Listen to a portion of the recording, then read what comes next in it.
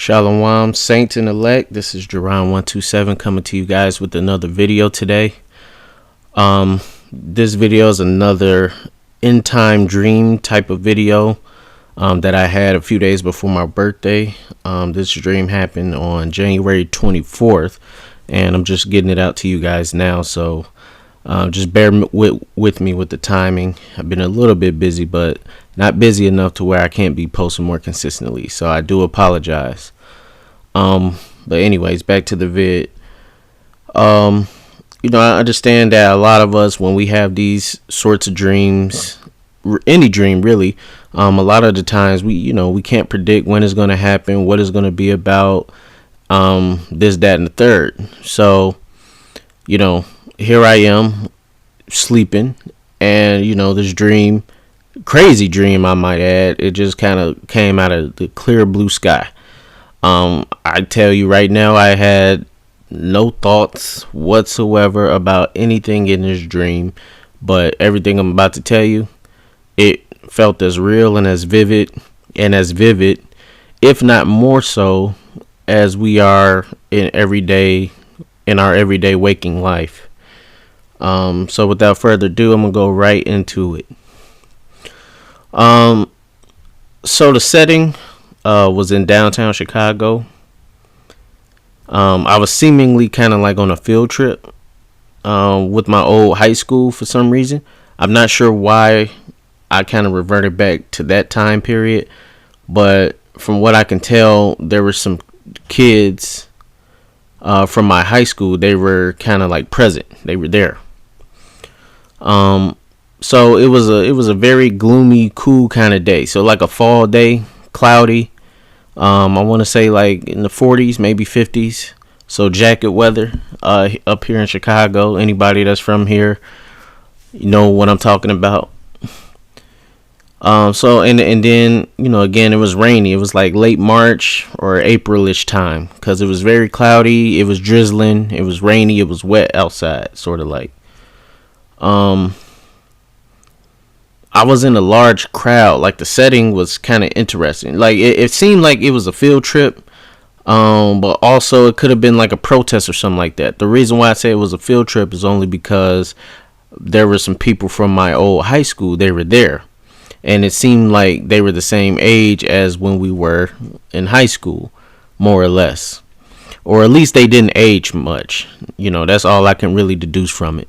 But at any rate, I was in this large crowd. It could have been a protest. It could have been some type of, what do you call it? Not an auction, but some kind of showcase of some kind. It could have been something like that, because Chicago always kind of like got something going on downtown anyway. So it could have been something like that. But at any rate, I was in this large crowd of people, and everything seemed so vivid. You could hear everything. All of the sounds that you would normally hear in the city, it seemed like enhanced.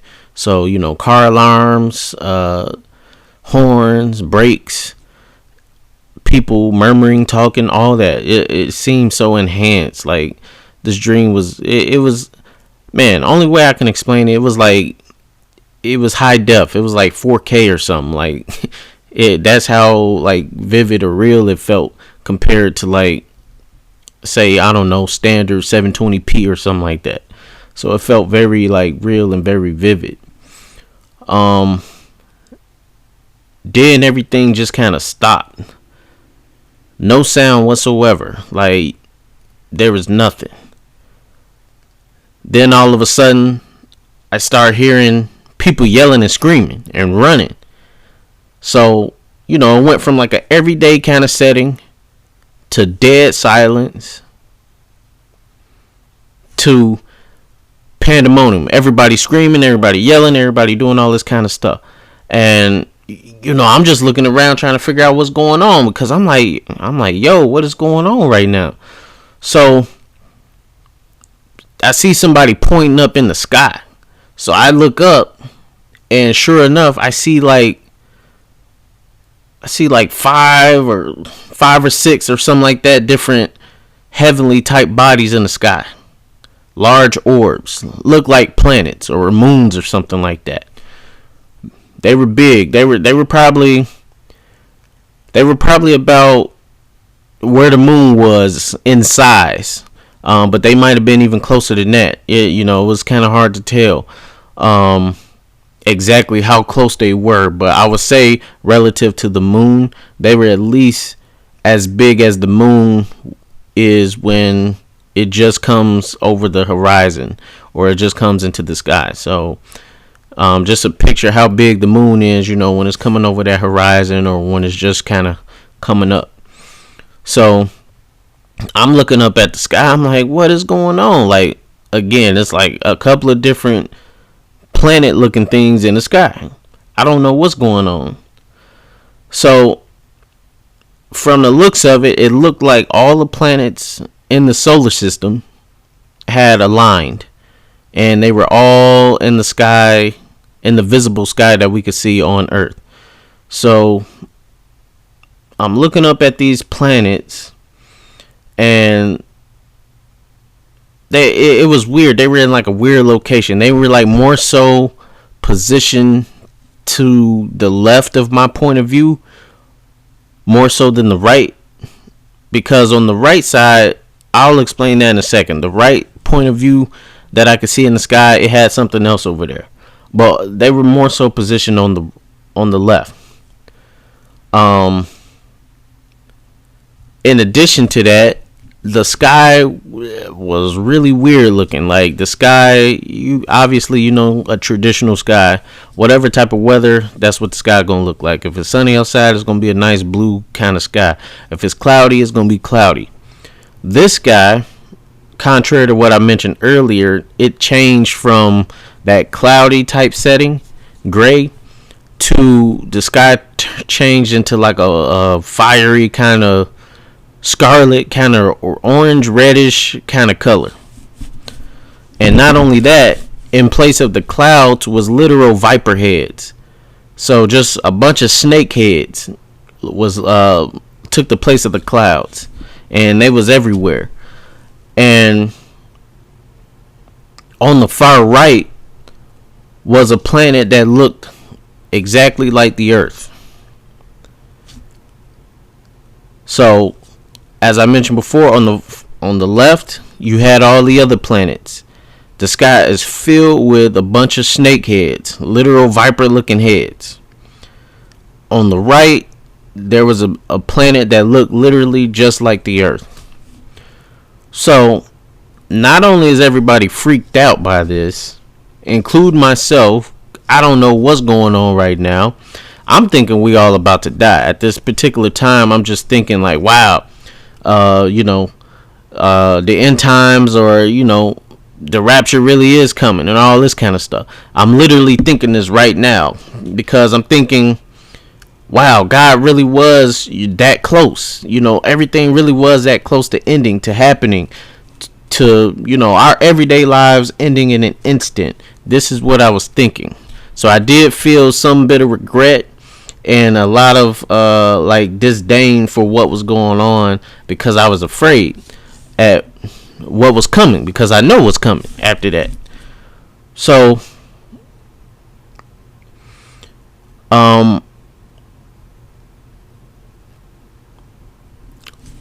after that, I'm just looking around at everybody else. Like, I start to look down again at everybody else.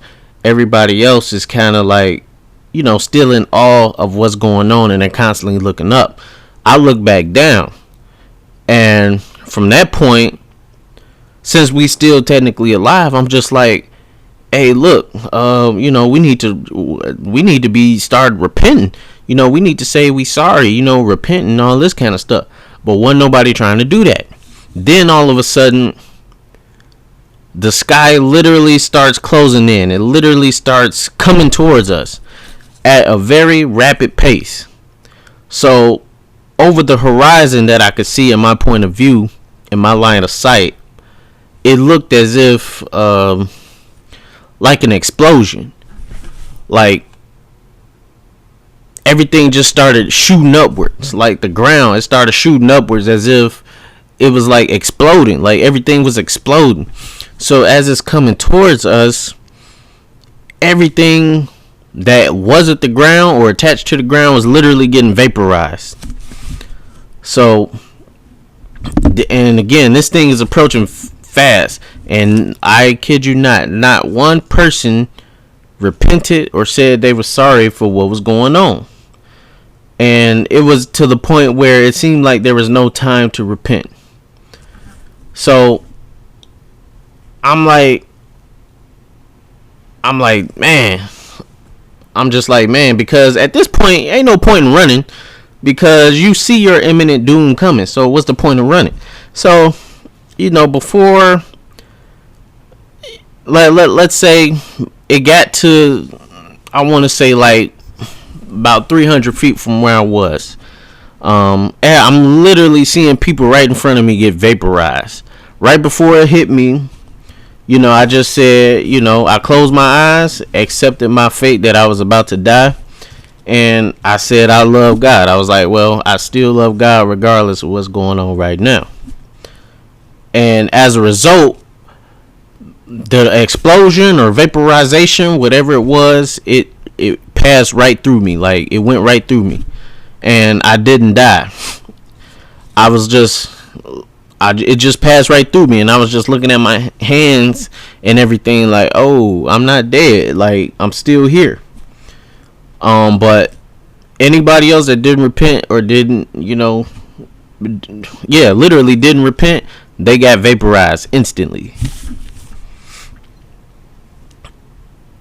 And that was like part one of this dream, because I think I had woke up for a second. I don't know if I just woke up out of the dream because it was kind of startling, or if I went to the bathroom or something. But anyway, I had woke up. The second part of the dream was literally when I came back and went back to sleep. It's like I got kicked right back into the same dream. It was just a different setting. It was really kind of interesting. So in this part, the new setting, it was like seemingly the same day. The same exact day that I mentioned before everything went down in the first part of the dream. So again, it was a cloudy, kind of gloomy, cool day. But it was like a different outcome. It wasn't like an instant vaporization or instant judgment by the Lord. Instead, it was like a slow burn. So let me explain. So again, I was in like a large crowd of people, and it was like we were all surrounding like some train tracks or something like that. And there was a guy standing dead center as we surrounded him, and he called like me and a friend of mine from high school. He called us up to him. He's like, hey, y'all two come here. So we go over to him. And granted, like, we're on like some kind of train track or something like that, and he had some keys, I guess, to lock to no, it wasn't a train track. It was like not a train track, some kind of road. It was just a road. So I'm trying to think, like in Chicago, everybody knows where Lakeshore Drive is, and Michigan Avenue and all those different streets like that. So we're on this road, and in the center of the road, it was like a manhole, like a manhole, but it's covered. It got the cover of it, like of the manhole. So the guy, he had all these keys in his hands, and he's like, all right, what I want you and your buddy to do, I'm going to give you guys the keys. I'm going to tell you which key to unlock this manhole. And we like, all right, cool. Bet, whatever. We ready. So he handed me the keys. He was like, all right, this is what I want you to do. And granted, this manhole had it had like 14 different locks. So he handed me the keys. And the keys, they were gold, and they were like in that old style that you would see like from the 1800s. So a key that looked like that. So he handed me the keys, and he's telling me like which key go and which lock. So I'm like, all right, I'm finna unlock this thing. So as we're doing that, I'm looking up at the Sears Tower, and the Sears Tower is one of my favorite buildings in the world. It is my favorite building in the world. That might be hometown bias, but I've always loved and adored the infrastructure of the Sears Tower and how it kind of overlooks the city. So I just peer up for a second, and then I peer back down to try to unlock this manhole with the keys. So the man that called us over, he kind of looked like Idris Elba a little bit, the actor, the black man from Britain, I think, or wherever he from. Kind of looked like him a little bit, and he was wearing like a train clothes, like a train outfit, like overalls, and like one of them top hat kind of things. So it was kind of interesting. So at any rate, before I could unlock the first lock, a bus driver that was kind of in the distance from us, but we can still see and we can still hear him. He threatened to run us all over. And everybody in the crowd, we just like, what? What is this dude talking about? So all of a sudden, the bus driver, he just started driving, mowing people over in the crowd. And I'm like, what is going on? So he turned the bus towards us, trying to run us over, because again, we was dead center. It was the dude that called us over that looked like Idris Elba, and then it was me and one of my old high school buddies. We were just in the like dead center. So the bus was trying to run us over, and I really don't understand what's happening at this point. I'm really confused because, as far as I know, we're on a field trip to, I don't know, some kind of showcase to unlock a manhole. I don't know what that means, but at any rate, this crazy bus driver, he's trying to mow us down. We ended up moving out of the way of the bus, but we ended up getting separated. So it's me and my friend on one side, and then the dude that looked like Idris Elba on the other side. He gets separated like behind one of those little festival fences. So not a real fence, but like a makeshift plastic kind of fence. He ended up getting separated behind that. So once that happened, it's like the bus doors open, and mind you, this bus was like packed to beyond capacity. Like people were literally all the way to the ceiling of the bus. That's how crowded it was. And that wasn't the only bus, because when I was peering around from looking at the bus that initially tried to hit us, it was like other buses, and they was like surrounding us. Like they separated the crowd and they was like surrounding us. So all these is several different buses, like kind of just got us separated, almost in a maze, kind of like. The bus doors open, and I kid you not, just a bunch of crazed people come off these buses. Like literally, these people are crazy. Like they like some Hills Have Eyes, Wrong Turn, possessed, sort of demonic, zombified kind of people. I don't know what's wrong with these people, but they come off the bus and they like, we're about to kill you. And I'm like, what you finna kill me for? So one of them got a knife. One of them got a knife, and they're trying to kill me. They're trying to stab me or cut me up, whatever.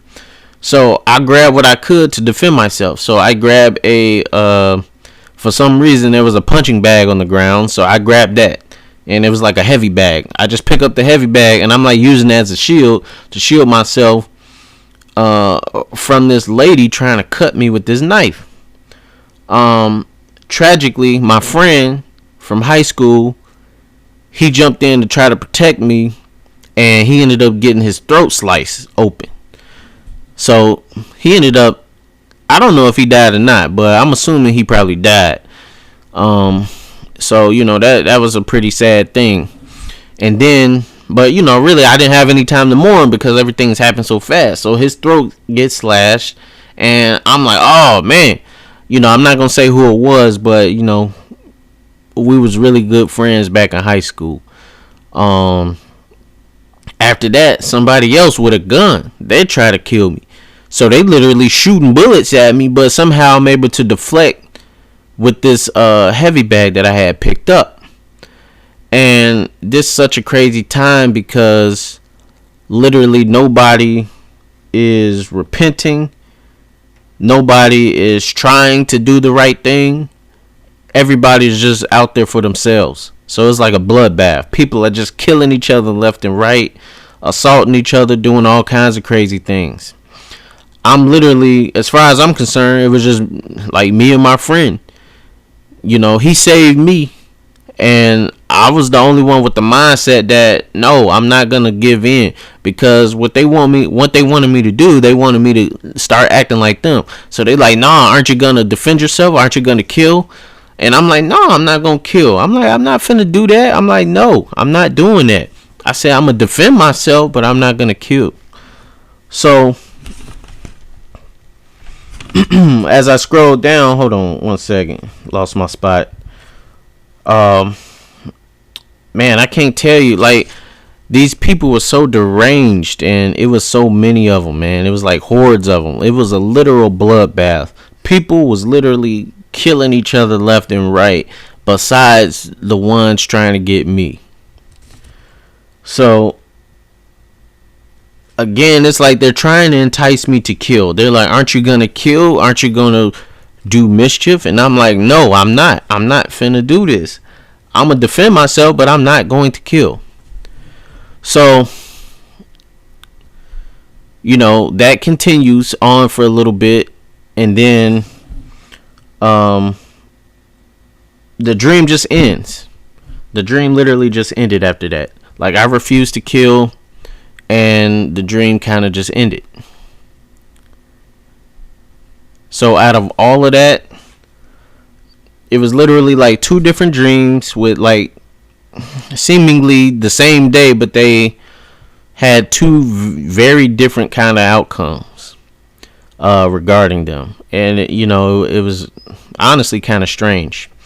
However, with that being said, in the book of Revelation, I'm not sure exactly where, like the exact verse number and everything, but I know in the book of Revelation it talks about how all the stars in heaven will essentially be rolled up like a scroll and fall from the heavens.